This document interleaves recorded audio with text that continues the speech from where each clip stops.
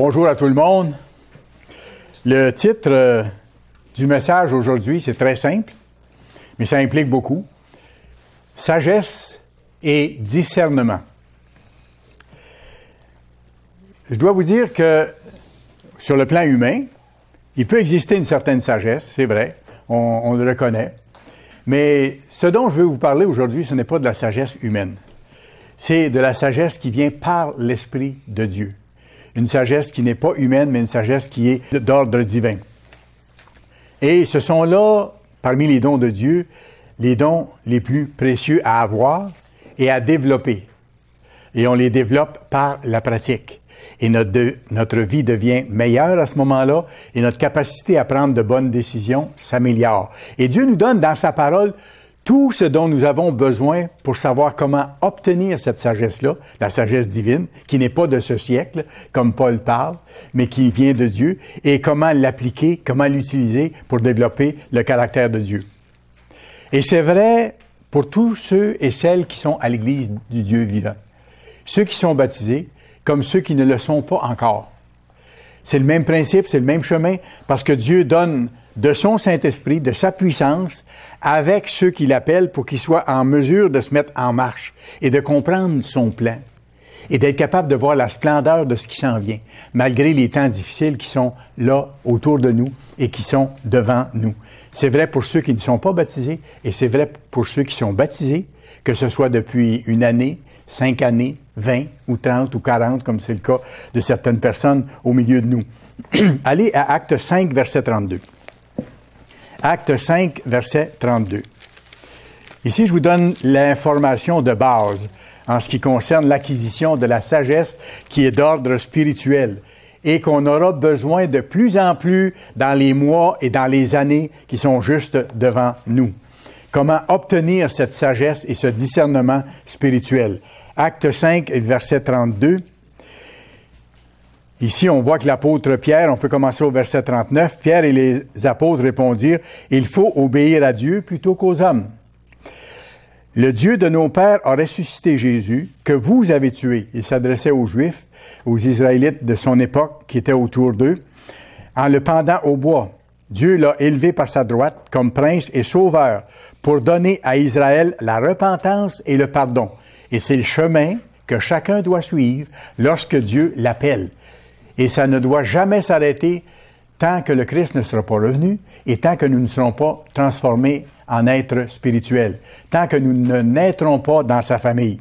Et regardez ce qu'il dit au verset 22, et c'est la clé sur laquelle je veux attirer votre attention. Pierre et les apôtres dirent, « Nous sommes témoins de ces choses, de la mort, de la résurrection du Christ, et pourquoi il l'a fait, et ainsi de suite. De même que le Saint-Esprit, la puissance de Dieu, de même que le Saint-Esprit que Dieu a donné ou que Dieu donne à qui? À ceux qui lui obéissent. À ceux qui lui obéissent. Il faut revenir là-dessus pour bien réaliser que pour obtenir le Saint-Esprit de Dieu, pour obtenir la force de Dieu, il nous faut obéir à Dieu. Ça ne veut pas dire être parfait, on ne peut pas être parfait tout de suite, mais il faut être en train d'avancer là-dedans, de lui obéir. Donc, Acte 5, verset 32.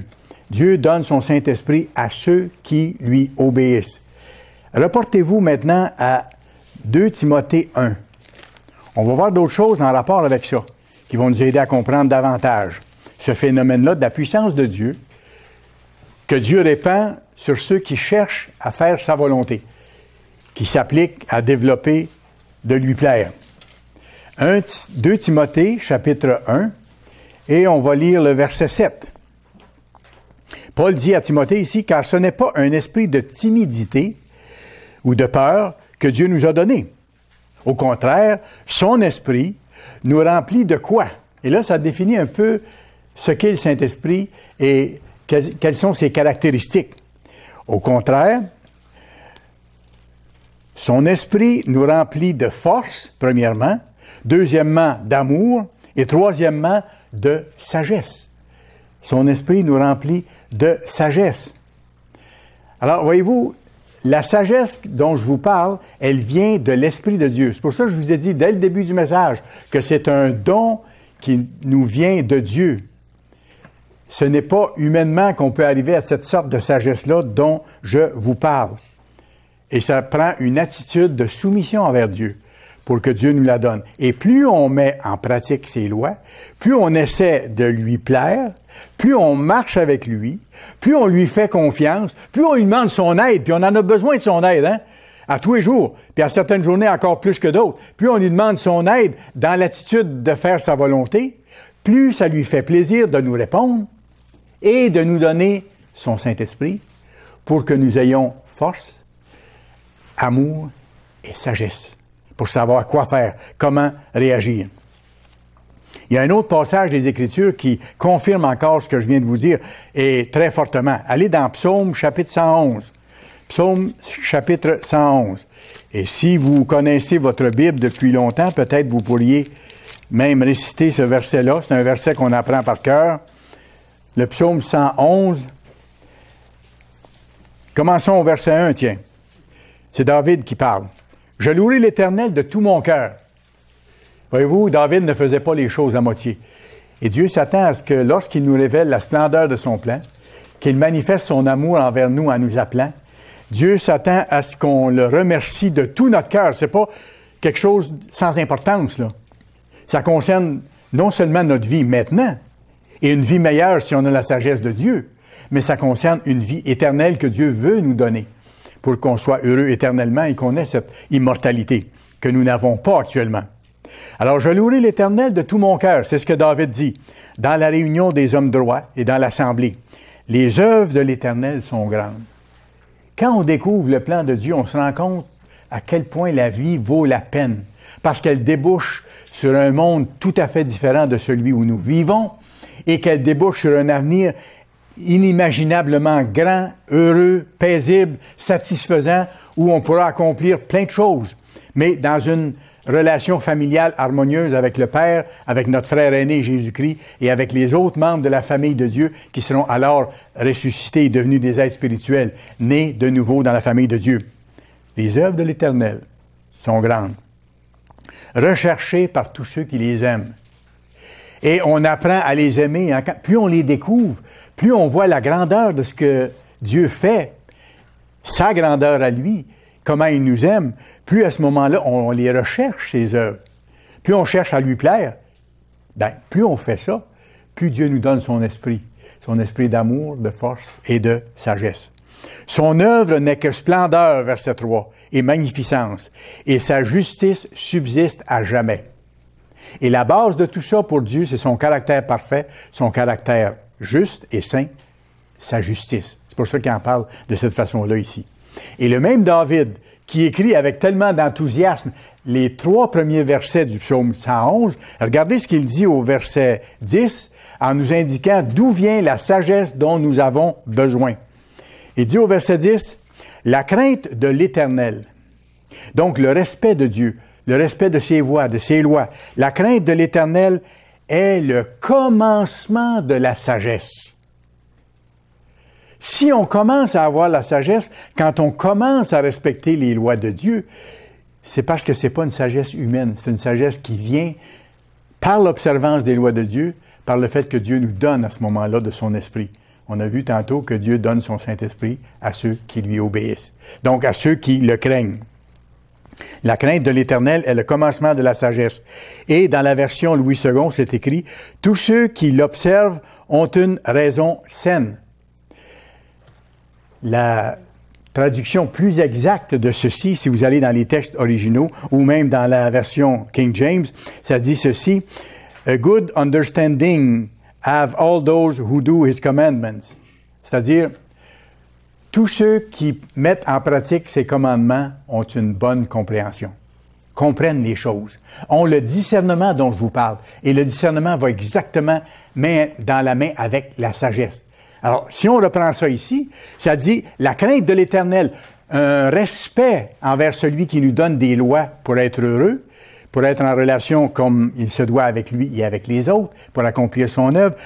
Le respect de l'Éternel, c'est le début de la sagesse. Et ceux qui s'appliquent à mettre en pratique ses commandements, à mesure qu'ils les découvrent dans la Bible, ceux-là acquièrent une bonne compréhension des choses. C'est ça que ça veut dire. Et rappelez-vous, quand vous êtes venus à l'Église, pour ceux qui sont là depuis plus longtemps, c'est exactement le chemin que vous avez suivi. Vous avez commencé à comprendre certaines petites choses, ça vous a ébloui, ça vous a encouragé. Et vous avez commencé à ce moment-là à dire, si Dieu est vraiment réel comme ça, je vais mettre en pratique ce qu'il me dit. Vous l'avez fait, et là, il vous a donné de comprendre davantage de choses. Et en comprenant davantage de choses, ça vous a encouragé à faire mieux. Et le cycle a été enclenché comme ça, de sorte que Dieu a ajouté son Saint-Esprit, sa compréhension, même si vous n'étiez pas encore baptisé, jusqu'au jour où il a placé son Saint-Esprit en vous. Avant ça, son Saint-Esprit était avec vous pour que vous soyez capable de comprendre. Comme le Christ a dit à ses disciples, il dit, le Saint-Esprit est avec vous en ce moment, mais il sera en vous. En parlant du jour de la Pentecôte, là où ils ont reçu le Saint-Esprit en eux, c'est-à-dire la présence, la puissance de Dieu en eux. Maintenant, je vais plus loin, parce que c'est important qu'on sache comment faire. Sur le plan pratique, là. Comment faire pour développer cette sagesse-là dont nous avons besoin aujourd'hui.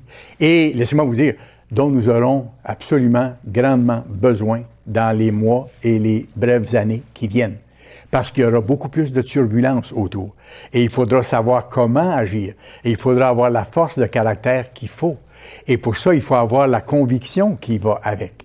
Et pour avoir la conviction qui va avec, il faut avoir cette sagesse, ce discernement qui vient par la présence de l'Esprit de Dieu en nous. La première façon, je vous donne 3 moyens très simples. Il y en a d'autres, mais je vous en donne 3 moyens très, très simples. La première façon, vous la trouverez dans Jacques 1 et le verset 5. Pas besoin de vous y reporter. Jacques 1, verset 5. C'est écrit ceci. « Si quelqu'un d'entre vous manque de sagesse, et nous en manquons tous au point de départ, qu'il la demande à Dieu. » C'est pas pour rien qu'ailleurs Dieu dit « Demandez, vous recevrez. » Demandez la sagesse, comme on demande d'autres choses à Dieu en cours de route pour faire sa volonté. Si quelqu'un d'entre vous manque de sagesse, qu'il la demande à Dieu, qui donne à tous simplement et sans reproche. Dieu ne vous reprochera pas de manquer de sagesse. Il sait que vous en manquez. Et il sait que j'en manque. Alors, c'est pas surprenant pour lui quand je vais à genoux puis il se dit « Père, donne-moi la sagesse dans telle circonstance. Je ne sais pas quoi faire ou je comprends pas. Aide-moi à supporter la situation ou montre-moi comment en sortir. Donne-moi la force qu'il faut. » Il n'en est pas offusqué, il n'en est pas surpris, mais il en est heureux parce qu'il veut qu'on développe une relation étroite avec lui où on va le voir réagir de plus en plus et nous répondre parce que Dieu est un Dieu qui répond. Et non seulement Dieu est un Dieu qui répond aux petites situations, mais il répond aux situations énormes, compliquées que nous avons à rencontrer dans chacune de nos vies à différents moments. Il répond. Et même si nous ne voyons pas la solution, même si pour nous il n'y a pas de solution possible, rappelez-vous que le Dieu que nous servons, le Dieu de la Bible, est le Dieu de l'impossible. Pour lui, rien n'est impossible. Mais il répond à ceux qui cherchent.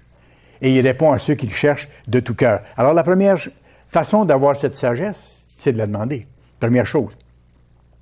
Deuxièmement, comme on a vu que ce sont ceux qui mettent en pratique ces lois, qui font sa volonté, qui peuvent avoir son esprit, recevoir davantage de son esprit et comprendre les choses et savoir quoi faire, savoir quelle décision prendre ou avoir la force d'attendre quand on ne peut pas rien régler mais que tout doit venir de Dieu. À ce moment-là, il faut connaître la volonté de Dieu. Le deuxième moyen, il est très simple. Et c'est chaque jour qu'on le met en pratique. C'est l'étude de sa parole. C'est l'étude de sa Bible. À chaque jour étudier sa Bible. Une étude quotidienne pour apprendre ses voies de plus en plus. Et même si on est dans l'Église, comme certains, depuis 30 ans ou 40 ans, on continue d'apprendre ses voies, de les approfondir, de faire des liens entre les choses qui sont expliquées et de comprendre la profondeur de Dieu, davantage la grandeur de son caractère et de ce qu'il est en train de faire. Et quand on fait ça, en même temps, c'est qu'on ne perd pas les choses qu'on a acquises. On bâtit dessus. C'est ça, c'est pour ça qu'on doit étudier chaque jour, qu'on ne doit pas se relâcher. Et quand les gens commencent à relâcher de prier, de demander à Dieu, de le remercier, et quand les gens commencent à relâcher d'étudier, qu'est-ce qui se passe? C'est qu'ils deviennent plus faibles spirituellement. Comme si on cesse de se nourrir physiquement, on devient plus faible. C'est la même chose spirituellement. Quand Dieu nous montre le chemin à suivre, il faut y tenir et faire les choses de base qu'il faut. Et parfois, vous savez, si vous êtes comme moi, il y a des journées où on a moins le goût d'étudier. Mais il faut se discipliner à le faire. Pareil, même chose. Pour prendre la nourriture dont on a besoin, il ne faut pas suivre nos émotions humaines, mais suivre ce qu'on sait devoir faire. Il faut suivre ce qu'on sait devoir faire. L'homme vivra de toute parole qui sort de la bouche de Dieu. Mais il faut les connaître, ces paroles-là. Puis il faut non seulement les avoir lues une fois, mais les lire, les relire, les faire nôtres, les mettre en pratique. Et comme je vous disais tantôt, faire les liens avec les exemples bibliques qu'on voit, puis les encouragements que tout ça nous apporte. L'étude quotidienne de la Bible. Et la troisième chose, elle est très simple, à voir avec les deux premières. La première, c'est de demander la sagesse à Dieu. La deuxième, d'étudier sa Bible chaque jour et bien sûr de le prier, de s'en remettre à lui, de lui faire confiance. Mais troisièmement, c'est de mettre en pratique ce que nous apprenons. Quand Dieu nous dit de faire telle chose, il faut que nous prenions la décision de faire cette chose-là. Et même si on n'arrive pas à la faire parfaitement, immédiatement, s'appliquer à graduellement la faire de mieux en mieux en lui demandant son aide pour ça. En lui demandant son aide pour ça. Et s'il faut jeûner, on jeûne pour s'approcher de Dieu, pour lui demander son aide, pour faire sa volonté, pour vaincre telle faiblesse, par exemple. Dieu nous donne toutes sortes d'outils comme ça. Mais les trois moyens de base pour obtenir cette sagesse qui vient de Dieu, la demander, étudier sa parole chaque jour et mettre en pratique les choses que nous apprenons. Vous savez, la sagesse, qui est aussi le discernement, ça va nous permettre de résister aux séductions qui vont venir de plus en plus fortes, qui vont devenir de plus en plus fortes autour de nous et en nous aussi. Parce que l'adversaire travaille et nous met dans l'esprit des idées, il nous met dans le cœur parfois certaines émotions qui peuvent nous détourner. Mais il faut s'appuyer sur le fondement solide de la parole. La crainte de l'Éternel, c'est le commencement de la sagesse.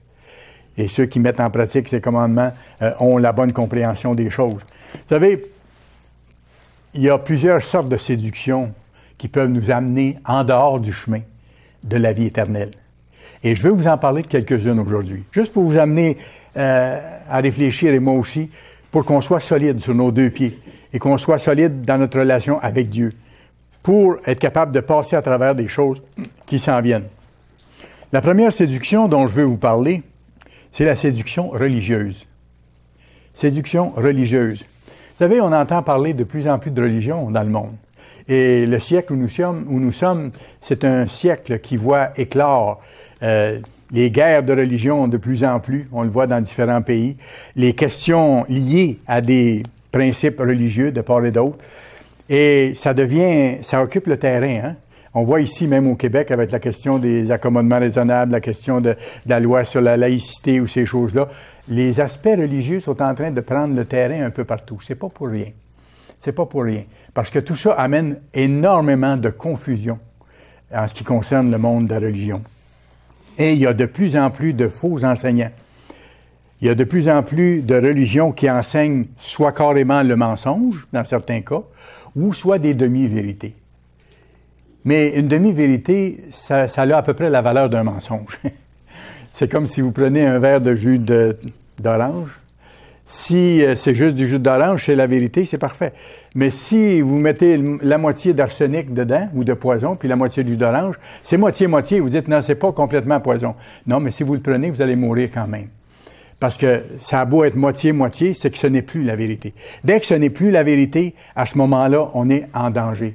Et c'est pour ça que je veux vous parler de ça, parce que il faut aller fouiller là-dedans, en être convaincu, la mettre en pratique, puis après ça, ne pas faire de compromis. Et faire attention, parce que ces subtilités-là vont être répandues de plus en plus. Il y a autour, je pense, 2 milliards de chrétiens sur la face de la Terre, mais combien parmi ces 2 milliards-là environ de chrétiens font la volonté de Dieu? Beaucoup parlent du Christ, se disent chrétiens.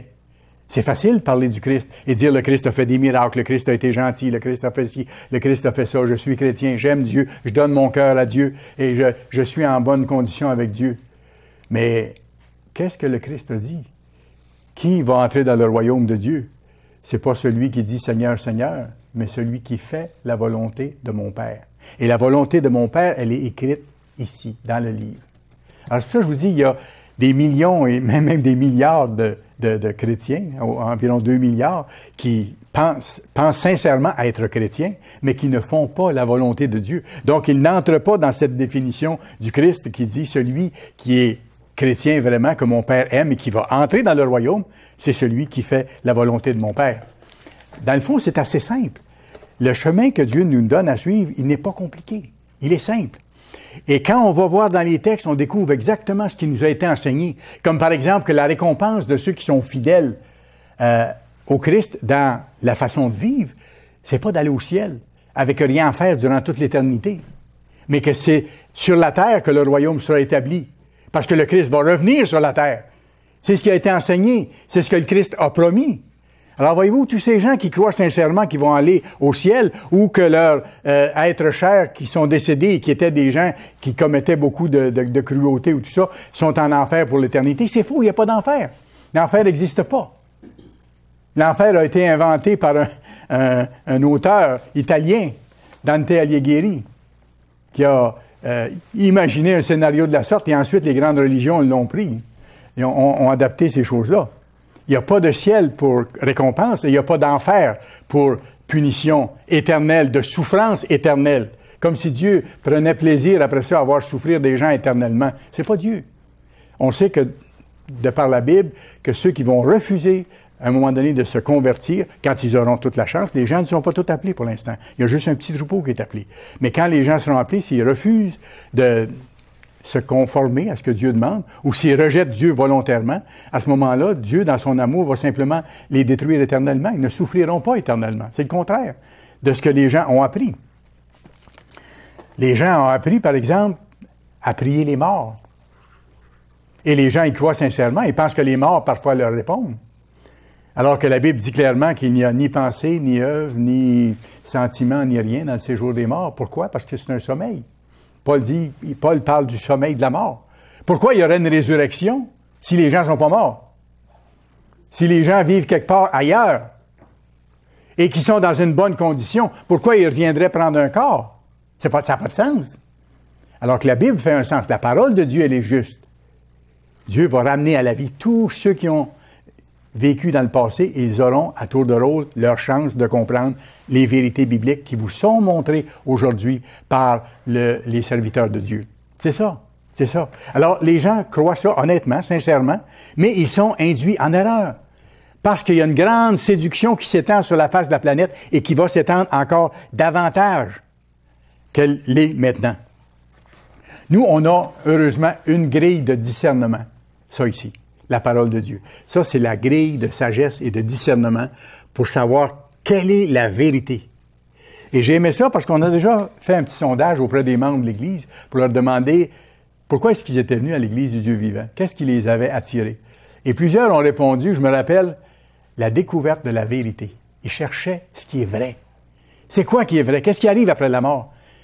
Pourquoi on existe? Toutes ces choses-là. Qu'est-ce que Dieu fait? Qu'est-ce que le Christ fait? Les gens ont accès à cette grille-là, la parole de Dieu. L'homme vivra non seulement de pain, mais de toute parole qui sort de la bouche de Dieu. Matthieu 4, verset 4.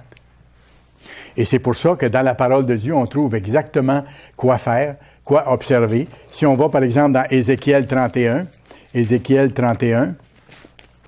savez, la plupart des chrétiens dans le monde, sincèrement, je le crois profondément, pour la plupart, observent un jour qu'on appelle le dimanche, que les Anglais appellent Sunday, le jour du soleil. Et c'est vraiment le jour du soleil. Ce n'est pas le jour que Dieu a choisi pour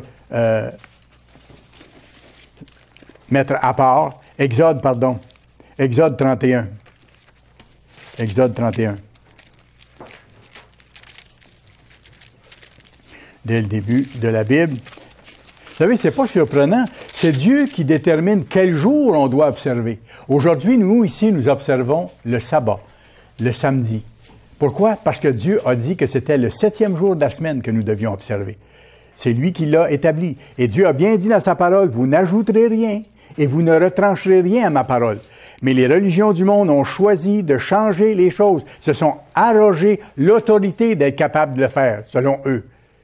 Mais ça va directement à l'encontre de Dieu. Voyez ce que ce Dieu puissant dit ici concernant le jour qu'il a mis à part, qu'on voit dans Exode 20, le sabbat. Alors, Exode 31, versets 16 et 17. Les enfants d'Israël observeront le sabbat en le célébrant, eux et leurs descendants, voyez-vous, comme une alliance perpétuelle. Perpétuelle, c'est perpétuel. C'est pour toujours. Et c'est pour ça qu'on voit que dans le monde à venir, le sabbat sera encore observé. Si vous allez, si je me rappelle bien, dans le dernier chapitre du livre d'Ésaïe, on voit que le sabbat sera encore observé dans le monde à venir, dans le monde de demain. Verset 17, en parlant du sabbat, « Ce sera entre moi et les enfants d'Israël un signe qui devra durer à perpétuité. Car en 6 jours, l'Éternel a fait les cieux et la terre, et le 7e jour, il a cessé son œuvre et s'est reposé. » Alors, voyez-vous, quand Dieu nous donne de sortir de la confusion religieuse, on voit vraiment ce qu'il a demandé. On voit vraiment quel jour il a mis de côté pour que nous ne travaillions pas. Il nous a dit que le jour du sabbat, on ne doit pas travailler, on doit se reposer, étudier sa parole, aller à la Sainte Convocation, qui fait partie de l'Assemblée de sabbat. Et en faisant ça, on honore Dieu. Et on lui appartient. Et il dit, c'est un signe auquel on connaîtra que vous m'appartenez. Et on voit ça tout au long de la Bible. Même chose pour les jours saints. Quand Dieu nous révèle dans sa Bible quels sont les jours que lui a déterminés comme fête, c'est ces jours-là que nous devons célébrer. Ce n'est pas les jours que les êtres humains ont ajoutés. Et dans ce sens-là, la mission de l'Église, et vous regarderez n'importe où vous voulez, il n'y a pas beaucoup d'églises, à part la vraie Église de Dieu, qui annonce vraiment le retour de Christ, qui annonce vraiment que le Christ établira un gouvernement mondial sur la face de la terre et que la loi de base sera les 10 commandements, y compris le sabbat, et y compris les 7 sabbats annuels qui sont les fêtes de Dieu qui décrivent son plan. Trouvez le nombre d'églises qui enseignent ces choses-là. Et ça va vous aider à identifier où est la véritable Église de Dieu. Celle qui accomplit la mission que le Christ lui a donnée en disant « Allez par toutes les nations, enseignez-les à observer tout ce que je vous ai prescrit. » Et ce que le Christ leur a prescrit, c'est exactement ce qu'il a inspiré ses disciples ou ses prophètes d'écrire dans les livres de la Bible. Parce que c'est le même. Le Christ est le même hier, aujourd'hui, éternellement. Alors, ce qu'il a dit à ses disciples de faire, il l'avait déjà mis par écrit par ses serviteurs d'autrefois. Matthieu 24. Matthieu 24. Vous connaissez ce chapitre-là. C'est le chapitre où le Christ donne les signes qui vont précéder son retour sur la terre. Et le premier avertissement du Christ, c'est justement par rapport aux séductions religieuses. Et je reviens à ça. Mon sermon, c'est de développer, d'avoir plus de sagesse et plus de discernement, de force, d'avoir l'esprit de force, de discernement et d'amour de Dieu pour vivre selon lui maintenant et d'être capable de passer au travers des temps qui s'en viennent. Et le premier avertissement que le Christ a donné, le premier signe qu'il a donné, en disant « Voici à quoi vous allez reconnaître que mon retour est proche », on le voit, Matthieu 24, verset 3. Le Christ s'assit sur la montagne des Oliviers et les disciples vinrent en particulier lui poser cette question. « Dis-nous, quand cela arrivera-t-il et quel sera le signe de ton avènement et de la fin du monde? » C'est-à-dire de la fin de cette société actuelle. Ils voulaient savoir, les autres aussi. Ils pensaient même que c'était de leur temps que ça allait se produire. Verset 4, regardez ce que le Christ leur dit. Jésus leur répondit, « Prenez garde que personne ne vous séduise. » Donc, ça voulait dire qu'au temps de la fin, juste avant son retour, il y aurait un risque de séduction, d'être trompé. Car plusieurs viendront sous mon nom disant « C'est moi qui suis le Christ » et ils séduiront beaucoup de gens. Mais vous, il y a beaucoup de gens, beaucoup d'églises qui disent « Le Christ est vraiment Dieu. Le Christ a fait ceci, il a fait tel miracle, comme j'ai mentionné tantôt. » Mais qui ne disent pas aux gens, repentez-vous, changez pour plaire à Dieu. Sans ça, vous allez rester sous vos péchés et vous allez passer à travers la plus grande détresse qu'il y a jamais eu de tous les temps. Changez, il est encore temps. Regardez le verset 11 du même chapitre. Verset 11, le Christ prend la peine de répéter ici. Le Christ répète en disant, « Plusieurs faux prophètes s'élèveront et ils séduiront beaucoup de gens. » Beaucoup de gens. Les gens du monde, les millions, les centaines de millions de gens qui sont chrétiens, se disent chrétiens dans le monde, sont séduits. Et ils croient à un autre évangile que l'évangile du Christ. Ils croient à un autre enseignement que l'enseignement du Christ, que celui que le Christ a donné. Et Pour l'instant, ils sont captifs de ça, jusqu'au jour où Dieu va ouvrir leurs yeux, après le retour de Christ. Là, ils auront leur chance. Beaucoup de gens disent, par exemple, j'en ai déjà vu, les 4 évangiles et l'Apocalypse, c'est pour les Juifs seulement. On ne peut pas comprendre ça, mais c'est pour les Juifs seulement. C'est pas pour les Juifs seulement. Quand vous regardez dès le début du livre d'Apocalypse, dans les premiers versets, c'est dit « Révélation de Jésus-Christ que Dieu lui a donné pour montrer à ses serviteurs les choses qui doivent arriver. » C'est pas pour les cacher, c'est pour les montrer. Regardez le premier verset du livre d'Apocalypse qui dit exactement le contraire. Mais les gens sont dans la confusion, sont enfermés dans ces ténèbres-là, si vous voulez. D'autres vont dire la résurrection qu'on voit pour le jugement, c'est parce que les gens vont être ramenés à la vie, ils vont être condamnés tout de suite. Non. Quand Dieu va ramener à la vie par une résurrection tous ceux qui ont vécu dans l'histoire, c'est parce qu'il est un Dieu juste. Et quand il va les ramener à la vie, ce qui est représenté par la fête du dernier grand jour, il va leur donner, comme à vous maintenant, la chance de connaître son livre, de connaître le livre d'instruction et d'être enseigné ses voies et d'avoir le choix librement. C'est ce que Dieu va faire. Mais il y a beaucoup de confusion encore. Les gens ne croient pas ça. Les gens ne croient pas. Alors, la séduction, on peut se laisser attirer dans l'erreur. La plupart de l'humanité est dans cette erreur-là. Et on peut se laisser attirer aussi si on vient un peu à la vérité et qu'on ne prouve pas vraiment les choses. Quand les gens viennent à l'Église, on leur dit « Prouvez les choses, prenez le temps d'étudier par vous-même, posez des questions, vérifiez les choses. » Parce qu'en bout de ligne, il faut que ce soit une conviction personnelle. Il faut que ce soit une conviction personnelle. Que vous ne suivez pas un homme, vous ne suivez pas une organisation.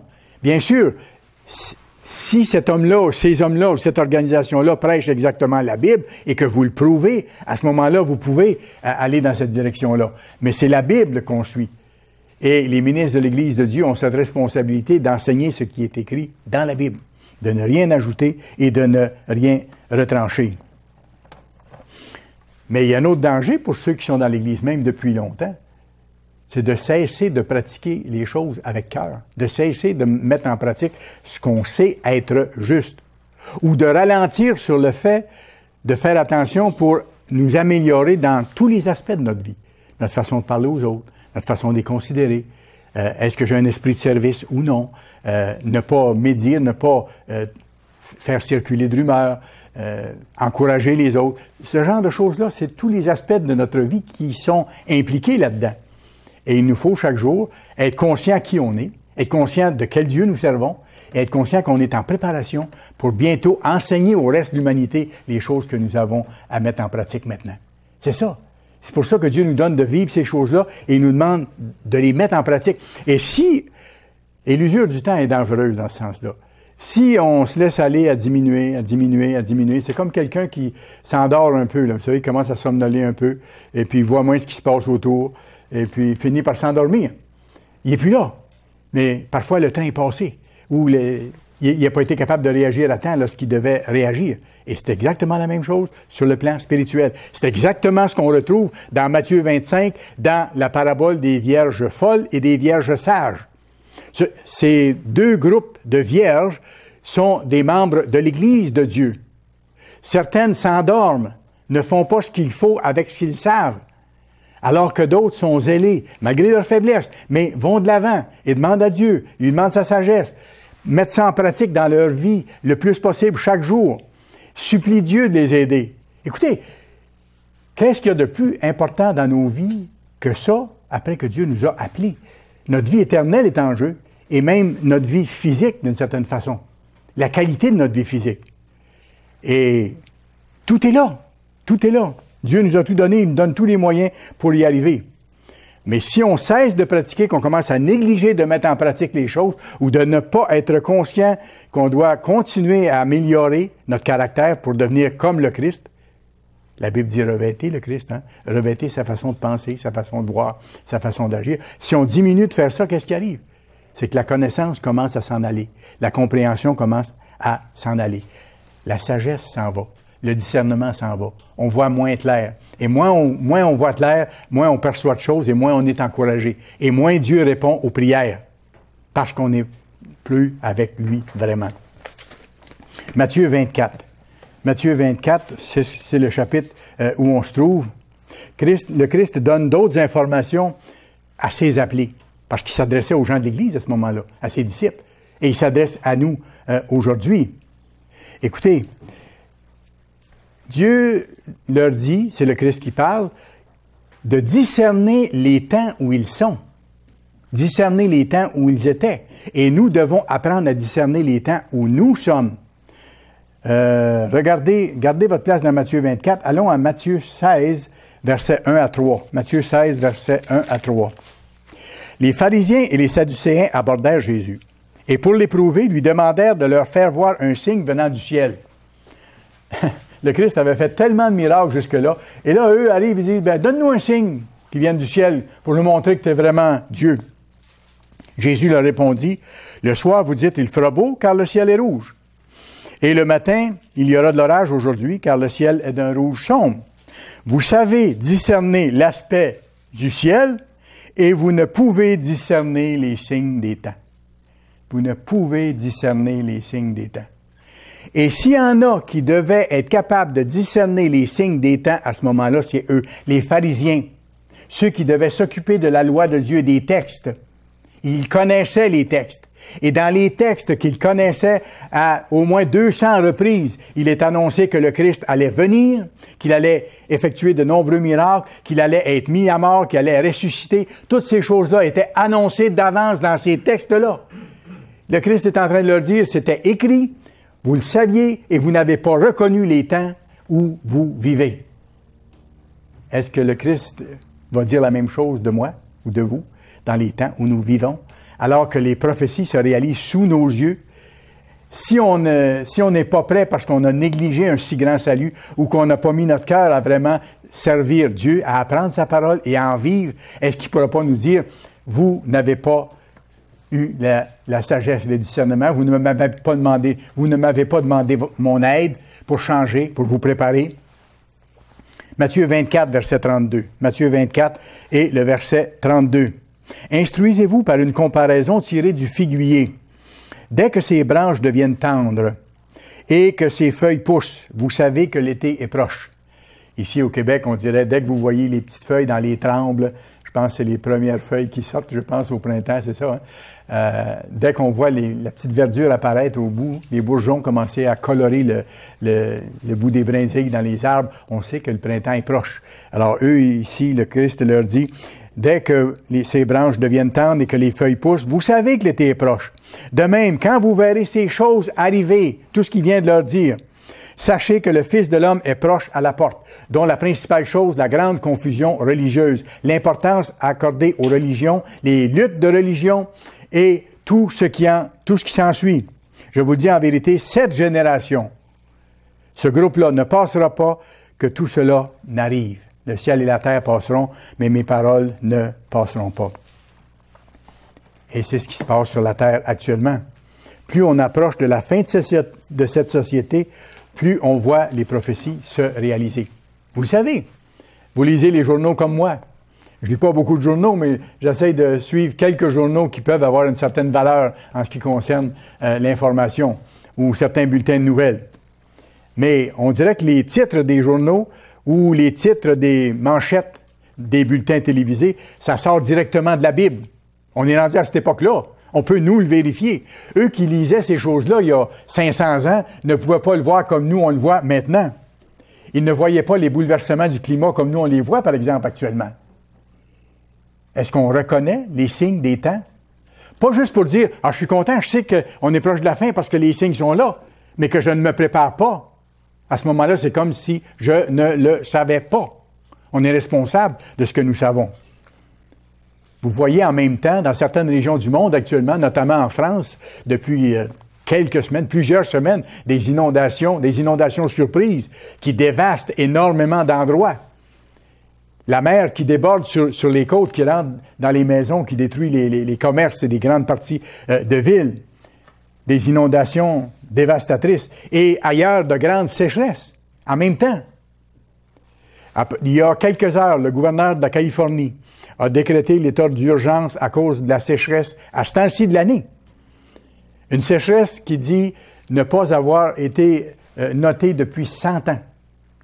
Une sécheresse sans précédent dans l'histoire de la Californie. On a demandé à tous les Californiens de réduire tout de suite de 20 leur consommation de toute eau.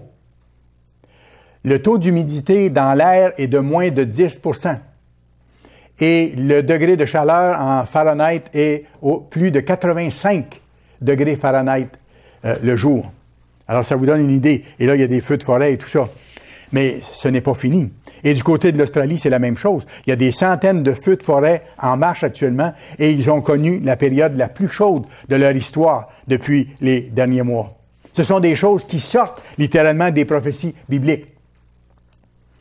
Vous vous rappelez, je ne citerai pas le passage, mais la Bible dit, c'est Dieu qui parle dans un de ses prophètes de l'Ancien Testament, « Je ferai pleuvoir sur une ville alors qu'il ne pleuvra pas sur la ville voisine. » Il y aura des inondations à certains endroits, alors que d'autres seront sous des sécheresses terribles. Il y a 500 ans, les gens n'étaient pas dans ces conditions-là, ni même il y a 100 ans, ou ni même il y a 80 ans. Nous voyons ces choses-là arriver jour après jour. Nous voyons la multiplication des conflits armés. Le Christ avait dit dans les signes précédant son retour, il y aura des guerres, il y aura des bruits de guerre. Donc, ça devait aller en augmentant. Est-ce qu'on ne le voit pas augmenter maintenant sur toute la face de la terre? Des horreurs qui se multiplient, des guerres, des bruits de guerre, des sans-abri, des gens chassés de leur demeure. C'est effroyable ce qu'on voit. Le développement de l'Europe unie, ça n'a pas pu se faire il y a 100 ans, ni même dans les années 40.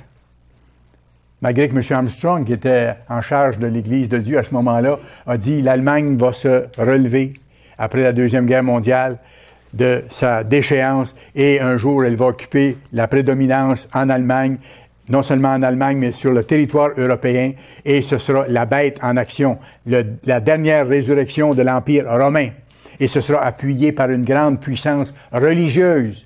Je vous ai parlé tantôt de l'importance que la religion prend de plus en plus et elle prendra de plus en plus d'importance avec la formation de l'Europe unie qui sera soutenue par une immense puissance religieuse soi-disant chrétienne, et un grand faux prophète qui va faire de grands miracles aussi pour séduire toute la terre, comme c'est mentionné.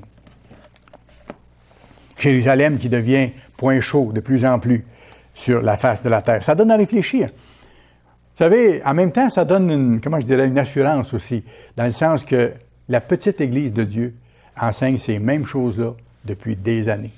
Depuis, moi, que j'ai connaissance, ça fait plus de 40 ans que je suis là, et on annonçait ces choses-là, là, je les vois se préciser comme une image qui devient de plus en plus claire, si vous voulez.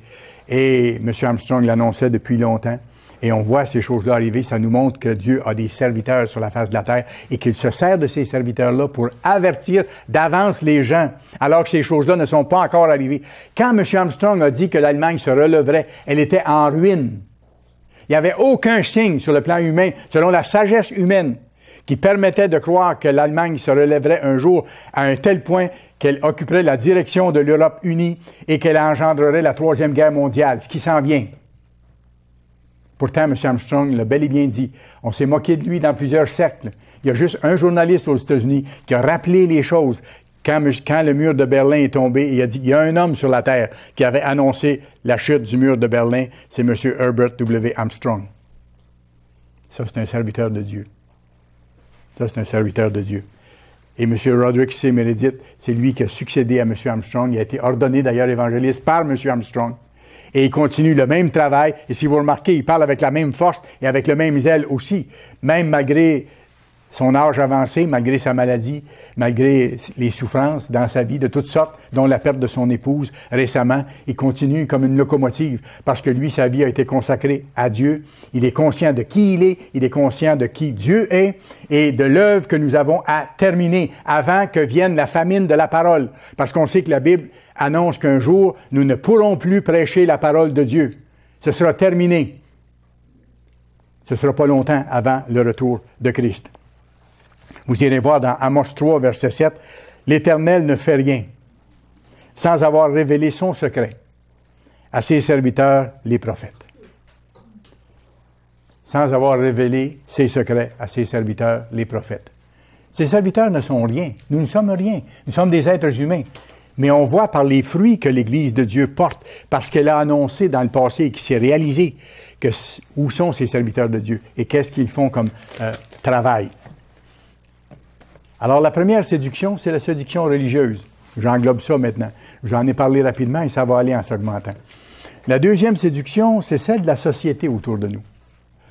Séduction de la société moderne qui engloutit, je dirais, la vie entière des gens. Et j'ai pesé mes mots en pensant à ce passage-là parce que la société, elle engloutit vraiment la pensée, les énergies de tout le monde. Regardez à quel point les gens courent aujourd'hui, à quel point ils sont pressés pour tout. Ils n'ont pas le temps de penser, pas le temps de réfléchir, pas le temps de faire les choses qu'ils devraient faire. Ça court de gauche à droite et sans comprendre où ils s'en vont, mais ils courent. Et les gens vont se chercher des chaînes d'endettement, de tout ce que vous voulez. Et après ça, ils sont pris, mais ils n'ont pas davantage le temps de penser non plus. On vit dans un monde d'excès pour nos sociétés abondantes. Les sociétés qui ne sont pas dans l'abondance vivent dans la misère extrême. Ce n'est pas le monde de Dieu. Comme le monde abondant de nos sociétés occidentales n'est pas le monde de Dieu non plus. Parce que qu'est-ce que nous faisons avec l'abondance que Dieu nous donne? Nous faisons le mal. Nous faisons le mal. Nous faisons la proclamation de l'homosexualité, de la bestialité, de tout ce que vous voulez. Nous sommes à l'encontre des lois de Dieu. Il n'y a plus de justice qui se prononce réellement. On vit dans une société avec toutes sortes d'excès. Excès de dépenses, excès de travail. Regardez comment les gens sont esclaves du travail. Et plus les gens travaillent, moins ils gagnent leur vie. Parce que ça devient de plus en plus serré, de plus en plus difficile. Pourquoi? Parce que d'autres lois de Dieu ont été brisées. Il y a des possédants qui possèdent de plus en plus, alors que les autres possèdent de moins en moins. Et les salaires sont réduits. On est dans cette course-là maintenant. Les pensions sont en train de commencer à être coupées et tout ça. Et les plus riches s'enrichissent encore davantage. On a donné des chiffres dernièrement des richesses qui se sont augmentées dans les plus possédants au cours de 2013. C'est incroyable. Ceux qui avaient des milliards en ont d'autres milliards de plus. Ça vient de quelque part. Mais les pauvres sont encore plus pauvres. Ce n'est pas le monde de Dieu. Ce n'est pas le monde de Dieu. On vit dans un monde d'excès, d'extrême. Amusement à l'excès. Mais encore là, les gens n'ont pas le temps de penser. Est-ce que c'est des amusements sains qui permettent vraiment de se détendre, de créer des bons liens avec d'autres? Non. Regardez le genre d'amusement qu'il y a autour. Pas de temps libre pour à peu près personne. Pas d'endroit calme. Où est-ce qu'on trouve un endroit calme aujourd'hui? Pour avoir le temps de se laisser penser. Il n'y en a pas beaucoup. Il faut se forcer pour trouver une place pour ça. Et ceux qui ont le bonheur de pouvoir avoir accès à ce genre de situation-là, c'est toute une bénédiction. Et il faut faire en sorte de s'en trouver des places, de s'en aménager un temps à nous, un temps pour récupérer, pour se fixer les bonnes priorités. M. Armstrong disait avant de mourir, simplifiez votre vie. Simplifiez votre vie. N'allez pas vous chercher des chaînes d'endettement. Simplifiez votre vie. On n'a pas besoin des choses qu'on nous annonce à grand renfort de publicité pour aller devenir esclaves de ceux qui nous prêtent. Les activités à l'excès. Écoutez, on regarde un bulletin de nouvelles simplement le soir à la télévision et dans les annonces publicitaires, dans l'espace d'une demi-heure, 3/4 d'heure, vous auriez peut-être 10 sorties possibles à faire. On vous annonce les spectacles qu'il y a ici à gauche, là, les parties de hockey là-bas, allez vous acheter une voiture entre-temps. Ça fournit pas. Comme si la vie, c'était cette espèce de course insensée. Absolument pas. Absolument pas. Amusement, festival, spectacle, ça n'arrête pas tous les soirs, toutes les fins de semaine. Il faudrait être partout, à la fois. La plupart des gens n'ont pas le temps de penser, donc pas le temps de discerner les choses. Ils suivent la parade. Non seulement ils suivent la parade, je devrais dire ils sont enchaînés aux chars allégoriques de la parade, qui sont des faussetés du monde dans lequel on vit. La plupart des gens sont totalement inconscients de ce qui s'en vient, vous savez. Et ce n'est pas pour rien que nous avons la responsabilité d'annoncer qu'il y a un monde nouveau qui s'en vient, mais qu'avant la venue de ce monde nouveau-là et du retour de Christ, il y aura des temps extrêmement difficiles, la grande détresse de 3 années et demie. Et on avertit les gens, changez de façon de vivre. Si vous changez, si vous mettez votre vie entre les mains de Dieu, vous cherchez à lui plaire, Dieu promet de vous protéger des grandes choses qui viennent. Mais la société dans son ensemble va bientôt sombrer et ceux qui ne discernent pas, les choses vont sombrer avec elle, malheureusement. Et ça, c'est possible même pour des gens qui sont appelés. Et même pour des gens qui sont dans l'Église depuis longtemps. Parce qu'on peut perdre ce qu'on a acquis. La Bible dit bien que celui qui pense être debout prenne garde de tomber. Et quand on est dans l'Église depuis longtemps, il y a le risque de dire « Ah, moi je sais, ça fait longtemps que j'entends ces choses-là. La loi de Dieu, je la connais. » Oui, je la connais, mais est-ce que je la mets en pratique de mieux en mieux? Est-ce que je suis en train vraiment de m'améliorer? Est-ce que d'une Pâques à l'autre, je peux arriver devant Dieu et dire « Dieu, regarde, j'ai travaillé telle chose et je pense que j'ai réussi à changer telle chose. » Est-ce que c'est vrai? Ou si je prends la Pâques parce qu'il faut prendre la Pâques, puis bon, c'est une belle fête et tout ça. Ou s'il y a un sens profond de désir de changement. La société va bientôt sombrer. Et même ceux de l'Église doivent faire attention pour ne pas être amenés avec elle.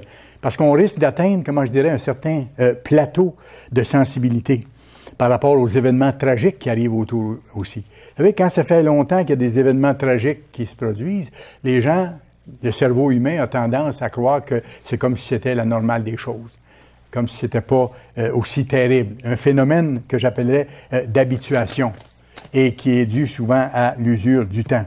Marc 13, Marc chapitre 13.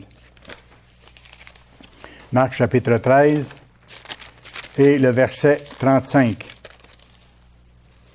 Regardez ce que le Christ dit à ceux parvenus au temps de la fin. Parce que dans ce contexte-là, il parle de son retour ici.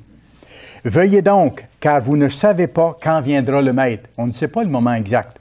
On sait la période. On sait que ça approche à cause des signes. « Veuillez donc, car vous ne savez pas quand le Maître de la maison viendra, ou le soir, ou au milieu de la nuit, ou au chant du coq, ou le matin. Craignez qu'il ne vous trouve endormis, négligents, en arrêt, endormi à son arrivée soudaine. » Et il y a plusieurs places dans la Bible où il parle de soudaineté en ce qui concerne le déclenchement des derniers événements, de la dernière séquence d'événements de la grande détresse et de son arrivée. Ce que je vous le dis à tous, veillez. Et là, il parle de son retour. Matthieu 24, verset 44. Matthieu 24 et le verset 44. Regardez ce qu'il dit encore ici. Ça va exactement dans le même sens. C'est pourquoi, vous aussi, tenez-vous prêts. Et quelqu'un qui se tient prêt, c'est comme pour un voyage, là. Les bagages sont prêts, on a vérifié les heures de départ, on a vérifié le moyen de se rendre, soit à la gare, soit à l'aéroport, tout est planifié et on est prêt, que ce soit aujourd'hui, demain, après-demain, on est prêt. C'est pourquoi, vous aussi, tenez-vous prêts, car le Fils de l'homme viendra à l'heure où vous n'y penserez pas. À l'heure où vous n'y penserez pas. Et vous savez, Dieu n'attendra pas que tous ceux de son Église soient prêts. Je ne parle pas du monde, le monde n'est pas prêt. Le monde sera prêt après le retour de Christ, quand le Christ se révélera à eux, quand nous pourrons leur enseigner. Mais à ceux que Dieu appelle maintenant, Dieu veut que nous nous préparions maintenant. C'est à nous que ça s'adresse, ces choses-là. Mais Dieu ne retardera pas le retour de Christ si certains ne sont pas prêts. Absolument pas. Ceux et celles qui retardent de changer, ce qu'ils savent devoir changer, vont manquer de temps. Vont manquer de temps à la fin. Et possiblement manquer le bateau. Manquer de temps et manquer le bateau. Une fois que le moyen de transport est parti, il n'est plus là. Soit être laissé en arrière, ou soit se faire dire « Retirez-vous de moi, vous qui commettez l'iniquité ». Ici, il ne parle pas de faute par faiblesse, mais de quelqu'un qui vit dans le péché et qui garde volontairement certains péchés dans sa vie pour ne pas les changer. Pour ne pas les changer. Le Christ va dire à certains, « Retirez-vous de moi, vous qui continuez à commettre l'iniquité. » Dieu ne joue pas avec ça. Dieu nous donne quelque chose de tellement grand. Il nous demande beaucoup, mais il nous promet toute l'aide nécessaire pour y arriver. Mais il dit, si vous ne faites pas votre part, si vous négligez, attention, parce qu'un jour, je vais tracer la ligne. Il faut avoir la sagesse de discerner les temps où nous sommes, les signes des temps, et de discerner la volonté de Dieu, la valeur qui doit nous guider. Jacques 4, verset 17, vous pourrez aller voir qu'est-ce qui est écrit. Vous savez, chacun a la responsabilité devant Dieu de ce qu'il sait ou de ce qu'elle sait. Chacun de nous, on est responsable de ce que nous savons. Et c'est pour ça qu'il est écrit dans Jacques 4, verset 17, « Celui donc qui sait faire ce qui est bien et qui ne le fait pas commet un péché. » En plus du péché, celui qui ne fait pas ce qu'il sait devoir faire commet un autre péché par-dessus, de ne pas faire ce qu'il devrait faire. 2 Timothée 2, verset 19, vous irez voir. 2 Timothée 2, verset 19. Le Seigneur connaît ceux qui lui appartiennent, et quiconque prononce le nom du Seigneur, qu'il s'éloigne de l'iniquité.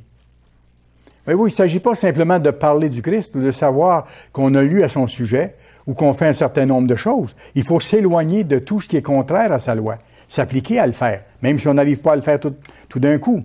Voilà le discernement, voilà la sagesse, voilà la crainte de l'Éternel. Alors, il faut faire attention à ça. L'autre domaine où on peut manquer de sagesse et qu'on a besoin de la sagesse de Dieu, c'est à cause de l'attrait du péché. Parce que le péché est attrayant. Et ça nous attire. Satan sait quoi mettre sur notre route pour nous attirer.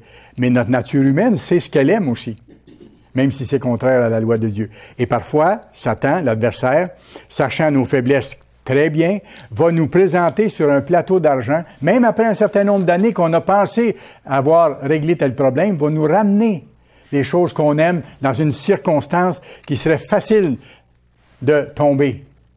Mais là, il faut avoir le discernement encore, il faut avoir la sagesse et la volonté de fuir les occasions. La Bible dit, ne t'assieds pas avec les moqueurs. Éloigne-toi de celui qui commet le mal. On a chanté tantôt dans un des psaumes. Si quelqu'un est là et essaie de t'emmener dans une certaine direction, n'y va pas. Éloigne-toi de ces gens-là. Une autre séduction aussi, en plus de la séduction de l'attrait du péché, c'est la séduction par les soucis de la vie. Ça fait drôle de dire ça, séduction par les soucis de la vie. Ça ne nous attire pas les soucis de la vie, mais on les a. Et parfois, on peut se laisser, se laisser prendre par ça et leur accorder trop d'importance. Ils sont importants, les soucis, c'est vrai. Mais il ne faut pas qu'ils nous détournent du vrai but de la vie. Parce que sans ça, ces soucis-là sont encore là, mais vous perdez votre objectif. Vous perdez le but de la vie. Et vous perdez la façon de vous y rendre. Les soucis, appelons-les les inquiétudes, si vous voulez, si on leur donne trop d'importance, ils prennent la place. Et l'adversaire est content à ce moment-là. Pourquoi? Parce qu'on accorde moins de temps à l'étude biblique, à voir ce qu'on doit faire, puis on accorde moins de temps aussi au point principal là-dedans, de supplier Dieu de nous aider à passer à travers ça. Parce que c'est lui qui nous donne la force. Il y a des matins, on se réveille et on sent qu'on n'a pas la force, absolument pas, de rencontrer la journée qui s'en vient. Un trop énorme, il y a des problèmes trop gros à régler, insolubles dans notre part. La première chose à faire, c'est de supplier Dieu, même si je n'ai pas le temps, de prendre le temps de supplier Dieu, de mettre ça dans ses mains, de dire, Dieu, tu es un Dieu qui répond aux prières. Et quand on te demande quelque chose qui est selon ta volonté, tu réponds toujours, merci de ce que tu vas faire. Je ne sais pas comment, mais je sais que tu vas agir, parce que je veux faire ta volonté. Et vous allez voir, la journée ne sera pas la même, même s'il y a des choses insurmontables en avant. Vous allez pouvoir les affronter. Ou Dieu va enlever l'obstacle, ou Dieu va vous donner la force de passer à travers. Pourquoi? Parce que vous avez cherché à marcher avec lui, à faire sa volonté. Il ne demande pas mieux que de répondre à ceux qui le cherchent, mais il ne veut pas qu'on se laisse avoir par les soucis de la vie. Il dit, ne vous inquiétez de rien.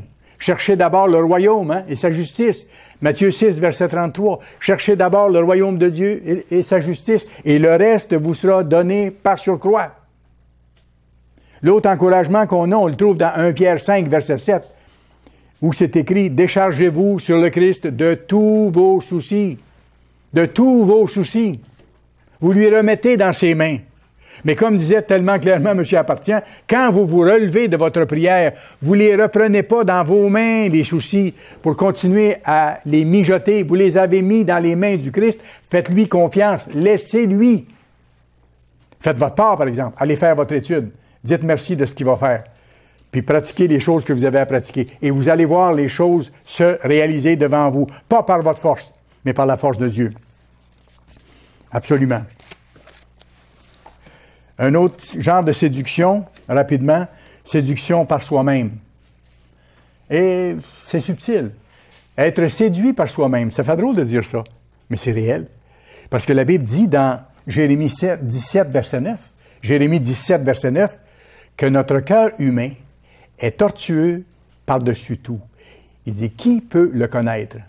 Même l'être humain ne connaît pas son propre cœur. on s'amène au cinéma, on se fait croire des choses. Vous savez, vous l'avez sûrement vécu dans différentes occasions. La Bible nous dit clairement, de la part de Dieu, notre cœur humain, il est tortueux. Sans le discernement et la sagesse de Dieu, on se fait avoir même par notre cœur humain.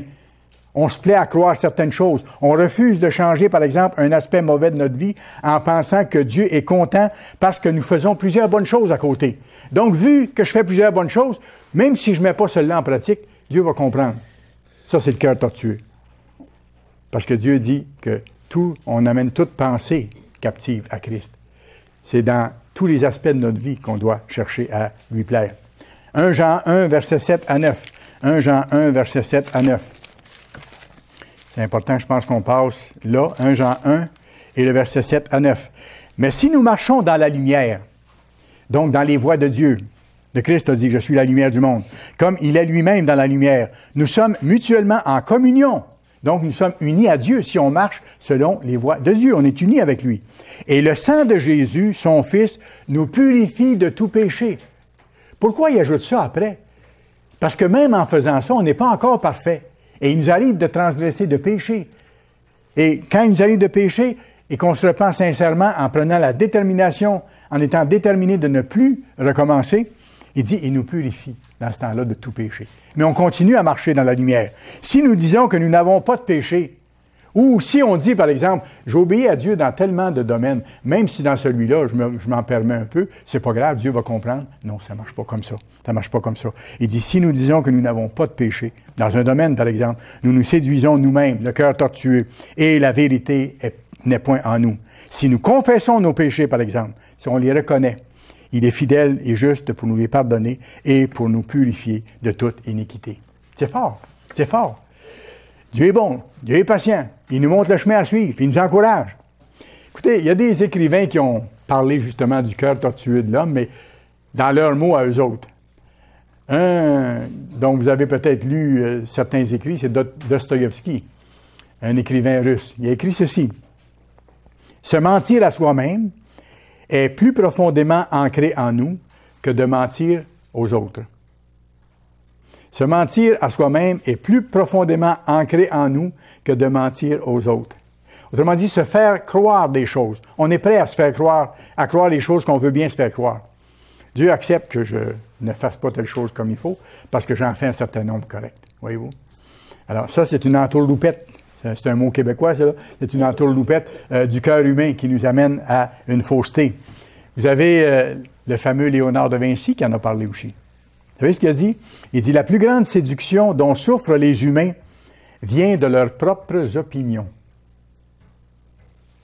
La plus grande séduction dont souffrent les êtres humains vient de leur propre séduction. On aime à croire ce qu'on veut croire et ce qu'on veut faire. Voici ce que je pense. Dieu ne peut pas exiger que je risque de perdre mon emploi, par exemple, pour observer le sabbat. C'est un Dieu de famille. Il sait qu'il faut que je fasse vivre ma famille. Ça, c'est des raisonnements humains, où on fait un détour pour se donner raison. Comme Léonard de Vinci dit, on se convainc que Dieu va dire non. Non, Dieu a dit, voici le sabbat, du coucher du soleil du vendredi soir au coucher du soleil le samedi soir, vous ne travaillez pas, c'est la journée qui m'est consacrée, que je mets à part. Et Dieu, ceux qui le font, parfois ont certaines difficultés sur le champ, mais Dieu bénit ceux qui mettent en pratique ce commandement-là, comme les autres commandements d'ailleurs. Une autre séduction, c'est la séduction de ceux autour. Parce que vous savez, si vous vivez, et c'est le cas en ce qui vous concerne, je le sais, différemment de ce que vous viviez avant, vous n'observez plus le dimanche, ou vous observez un jour que vous n'observiez pas, vous observez le sabbat, vous observez des fêtes que vous n'observiez pas avant. Les gens trouvent ça bizarre autour de vous, et certains peuvent essayer de vous décourager. C'est la séduction qui vient d'autour que j'appelle. Les gens disent, est-ce que vous êtes une grande église? Non, on est une toute petite église. Comment vous pouvez avoir raison? Il y a des millions, il y a quelques milliards, même près de 2 milliards de chrétiens qui ne pensent pas comme vous. C'est vous autres qui avez raison? Ah. En termes de réponse, je pourrais simplement dire combien le Christ avait de personnes avec lui lorsqu'il a annoncé la vérité sur la face de la terre. À la Pentecôte, il y avait 120 personnes, après 3 années et demie de prédication. Est-ce que c'était le grand nombre qui avait raison ou si c'était le Christ? Et si ceux aujourd'hui qui sont les serviteurs de Dieu annoncent ce que le Christ annonçait, Qu'ils soient nombreux ou peu nombreux, ça n'a pas d'importance, c'est le message qui compte. Et la Bible dit très bien que nous sommes un petit troupeau, les serviteurs de Dieu. Et la plus grande séduction de toutes, elle s'en vient, elle a déjà commencé, et on peut la voir en passant dans Apocalypse 13, Apocalypse chapitre 13, ça va être puissant. Apocalypse 13, et je vais en parler dans certaines émissions de télévision aussi. Apocalypse 13, versets 11 à 13, ça parle du grand faux prophète du temps de la fin, qui va faire des grands prodiges. Vous allez avoir un grand chef religieux qui est déjà grandement adulé, aimé, admiré, et qui va faire des prodiges qui ne viendront pas de Dieu, mais qui vont frapper l'humanité, qui vont frapper l'imaginaire de l'humanité. Et regardez ce qu'il est dit ici, ce que Dieu annonce d'avance par l'apôtre Jean, Apocalypse 13, versets 11 à 13. « Puis je vis monter de la terre une autre bête qui avait 2 cornes, semblable à celle d'un agneau. » Voyez-vous, il se fait passer pour un agneau, il se fait passer pour un représentant du Christ. Et qui parlait comme un dragon. Par contre, qu'il dit d'observer le dimanche, qu'il dit que la Trinité est vraie, qu'il dit qu'il faut observer les fêtes du monde et non pas les fêtes de Dieu, qu'il dit que les fêtes dans la Bible sont des fêtes juives, et ainsi de suite. Elle, cette bête-là, exerçait toute autorité de la première bête, c'est-à-dire de l'Empire romain qui va ressusciter en Europe en sa présence, et elle obligeait la terre et ses habitants à adorer la première bête, dont la blessure mortelle avait été guérie, c'est-à-dire que l'Empire romain avait ressuscité pour une dernière fois. Elle opérait de grands prodiges jusqu'à faire descendre du feu du ciel sur la terre à la vue des hommes. Et quand ça va se passer, par un grand faux prophète habillé de blanc, à ce moment-là, les gens vont être en grande admiration devant ce qui se passe sur la terre. Ils vont donner leur adhésion à ce faux prophète. Et ils vont soutenir et se tourner vers la bête, la première bête, l'Empire romain. Et c'est pour ça qu'on voit dans Apocalypse 13, verset 3, « Et je vis l'une de ses têtes comme blessée à mort, l'Empire romain qui est mort à plusieurs reprises, mais sa blessure mortelle fut guérie. Remplie d'admiration, la terre entière suivit la bête, l'Empire romain, qui dominera la terre au temps de la fin. » Alors, voyez-vous, ça va loin. La vaste majorité va croire à cette tromperie gigantesque. Et vous avez la description de cet impie ou de cet homme du péché dans 2 Thessaloniciens 2, versets 8 à 10. 2 Thessaloniciens 2, versets 8 à 10. Il y aura une véritable euphorie sur la terre chez les gens qui vont admirer ce grand faux prophète et admirer la puissance de la bête. La Bible nous dit « Examinez toutes choses et retenez ce qui est bon ». Nous avons à nous préparer pour enseigner les gens à discerner, à avoir la sagesse. Vous irez voir dans Ézéchiel 44, verset 23, Ézéchiel 44, verset 23, ça montre une partie du travail que nous allons devoir faire après le retour de Christ. « Ils enseigneront à mon peuple à distinguer ce qui est saint de ce qui est profane. Ils leur feront connaître la différence entre ce qui est pur et ce qui est impur. » Et c'est pour ça que Dieu nous dit ailleurs dans Ésaïe 55, verset 6, ça s'adresse à nous, qui sommes parvenus au temps de la fin et qui sommes exposés à toutes ces sortes de confusions. Il dit « Cherchez l'Éternel pendant qu'il se trouve. » C'est pour ça que je vous dis, appliquons-nous de tout cœur à faire ce qu'il faut pour être jugés dignes d'échapper à ce qui vient et de paraître debout devant le Christ au moment de son retour. Et c'est pour ça que la Bible dit à ceux qui sont philadelphiens, qui ont tout leur cœur dans l'œuvre, à changer, à faire la volonté de Dieu. Il dit, Apocalypse 3, verset 11, « Je viens bientôt », c'est le Christ qui parle. « Retiens ce que tu as, afin que personne ne prenne ta couronne. »